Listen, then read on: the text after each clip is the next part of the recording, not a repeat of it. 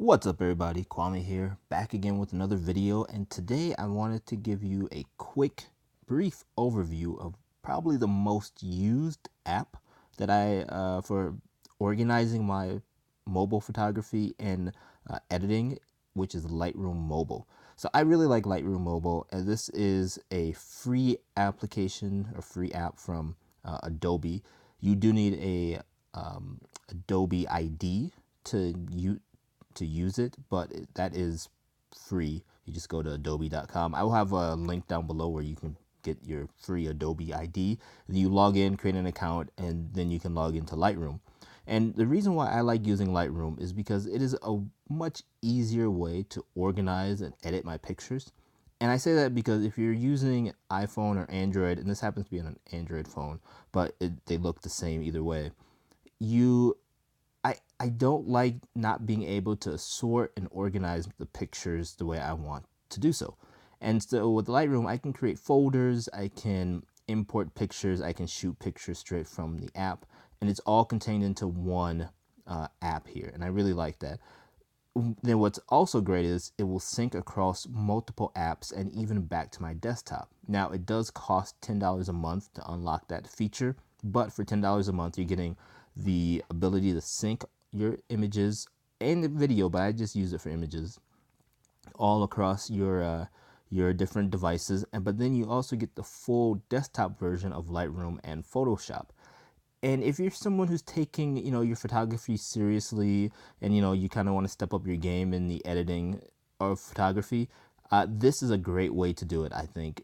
And $10 a month is a phenomenal price point to get into this. Now, it's not a contract, so you don't have to keep it up. If you don't keep it up, then you lose the ability to sync your images across your devices, and then you also won't be able to use the desktop versions of the app.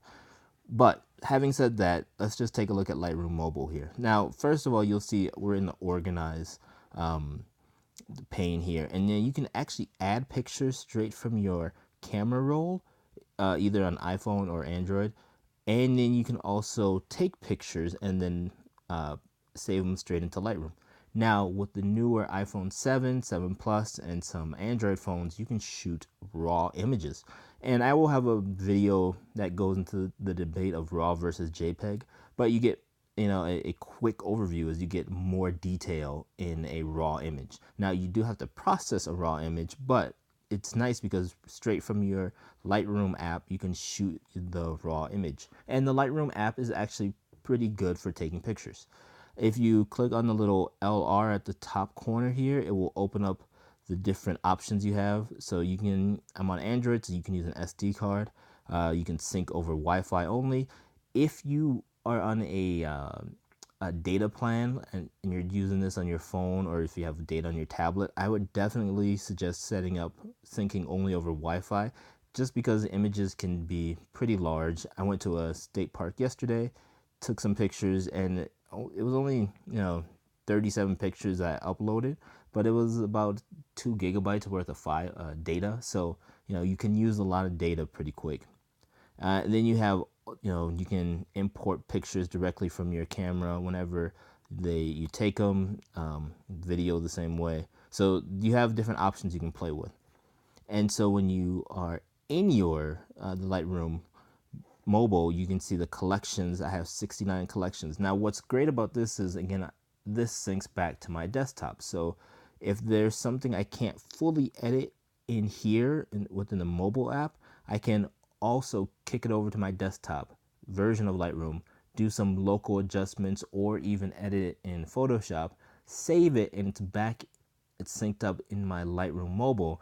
So if I'm on my phone or tablet, I can show people those pictures. Let's take a look at just the other day. Like I said yesterday, I went to this wildlife refuge, and you can see that these are the pictures that I took. Now, these are all raw files, so they are coming over a little bit slower than normal, but there you go. So they all popped up there. And what's great is I actually starred some of these. So if I wanted to go in here and say, I only want to see the 3-star and above images, that knocks it down to 22 images that I have starred as 3 stars or above. And that's a really great way of filtering out the pictures that I really like. So I use a star system. So 5 is I love it, 4 is I like it, 3 is average, and then I usually don't do anything under 3. If you have a 1 or 2 or 0, then I will probably delete it.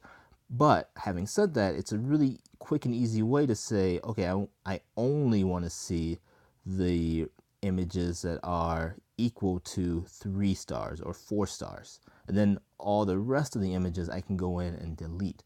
So it's a great way to do bulk edits or bulk, deletion of pictures, things like that. So that is one thing that I really do like. So if I said everything that has a 0-star rating,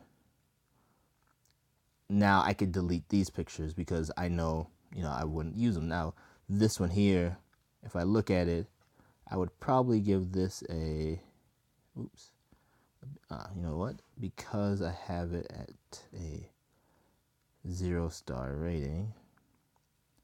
So let's just take a look. So if I go into, I believe this one here, click on here, and if I wanted to rate it, so right now it's a 1, I press the little star button. I can either keep pressing it or I can slide my finger up and down. Let's see here, slide my finger up and down. I guess it's not gonna do it on here. But this way you could give it 0 stars, 1 star, 2 stars, 3 stars.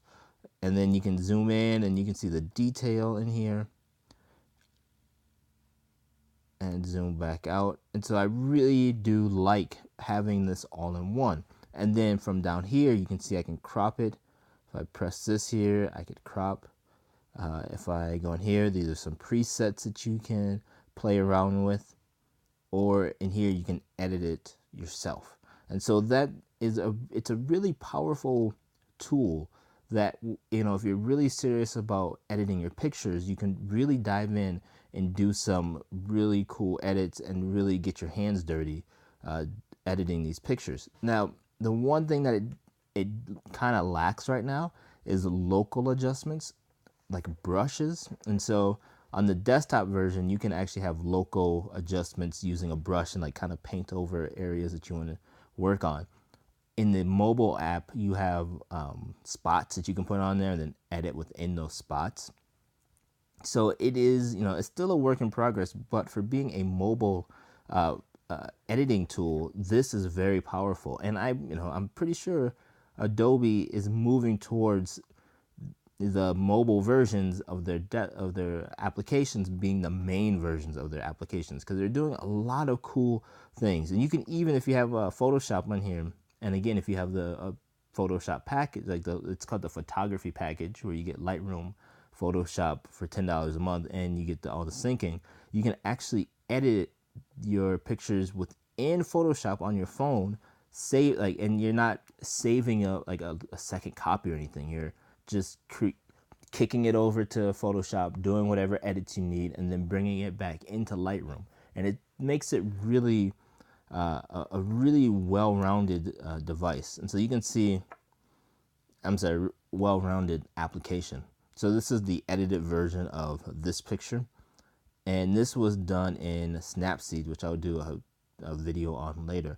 But you can see it's very, I could do this within here, but the things that you can't do are things like the cloning out different areas. You can do it on the desktop version, but you can't do it yet on the mobile version. So that is Lightroom Mobile. Now, this is not an in-depth tutorial how to use or anything. This is just the app that I would say is the #1 app that I use. All my pictures go through Lightroom, either mobile or the desktop, and then get synced over to the mobile version. That's the other thing, is if you do get the photography package and you get Lightroom for your desktop, it's a great way to take all those pictures that you have sitting in folders or on thumb drives, putting them into one application, being able to sort them, edit them, and then creating folders that you can sync to your phone. And what's great is they're not saved to your phone, so it's not taking up a ton of space. I think total this 69 images and 4,000 pictures that I have on here take up about 6 gigabytes worth of space, versus On my desktop, I looked at it. I think it's taking up almost 30 gigabytes worth of space. So they only sync over the pictures. They download the pictures that you're editing, but they won't save them they're not downloaded as the full resolution right away until you want to export them. Then it will export at full resolution. So that's a really great way to save space, but you're still able to edit the pictures. And then also for that $10 a month, you're getting a backup feature, because you are, even if you use your phone to import pictures from your digital camera or something, those full resolution pictures are being synced back to your desktop. So that is pretty nice. It works with Mac and Windows. Unfortunately, it doesn't work with Linux, but I really do like that aspect of having a backup of the pictures that I edit on my phone or tablets.